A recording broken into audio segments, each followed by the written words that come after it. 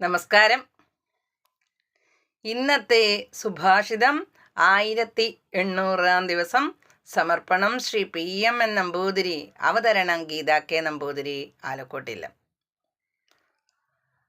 അനിമിത്തസ്യ ചിത്തസ്യ യാനുത്പത്തി സമാദ്വയ അജാതസ്സൈവ സർവസ്യ ചിത്തദൃശ്യം he തത് യഥാ.